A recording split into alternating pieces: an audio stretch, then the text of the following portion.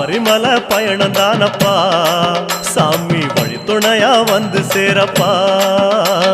சபரிமலை பயணம் தானப்பா சாமி வழித்துணையா வந்து சேரப்பா